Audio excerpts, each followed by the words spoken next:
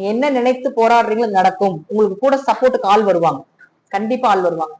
யாராவது ஒருத்தர் பஞ்சாயத்துக்கு கூட்டிட்டு போறதுக்கு இத்தனை நாள் யாராவது வராம இருந்தாலும் கூட இப்ப நீங்க யாராவது போய் நாங்க போய் அந்த பிரச்சனையை பத்தி பேசணும், எனக்கு இந்த பூர்வீக சொத்து பிரச்சனை இருக்குது, எனக்கு பணம் பிரச்சனை இருக்குது, நான் அப்பாட்ட கேட்கணும் இப்படின்னு யாராவது நீங்க ஹெல்ப் கேட்டீங்கன்னா கண்டிப்பா ஹெல்ப் பண்றதுக்கு ஒரு ஆள் வரும்.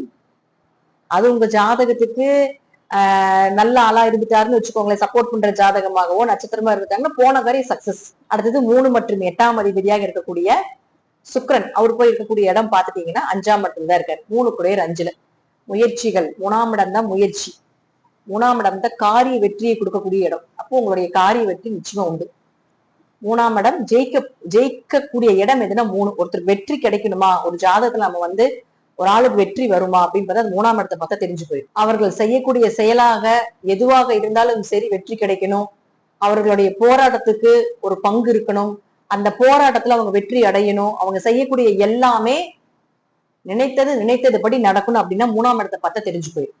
3ஆம் இடம் வீக்கா இருக்கா, 3ஆம் இடம் சரியில்லையா, அப்ப நீ ரொம்ப போராடாத, நீ ரொம்ப இதுக்காக எஃபர்ட் போடாத, சாதாரணமா போடு அப்படின்னு நம்ம சொல்லிடுவோம். ஏன்னா இது 3ஆம் இடம் அப்படிங்கிறது நல்லா இருந்தா நீங்க சிம்பிளான எஃபர்ட் போட்டாலும் அது நடந்துடும். சோ அவரே 8 குடையவரும் ஆகிறதுனால விபரீத ராஜயோகம், திடீர் வருமானங்கள், திடீர் அதிர்ஷ்டங்கள், திடீர் லாபங்கள். ஏன்னா 2 சுப கிரகங்களும் சேர்ந்து உங்களுடைய ராசிக்கு 11ஆம் இடத்தை பார்க்கின்றது.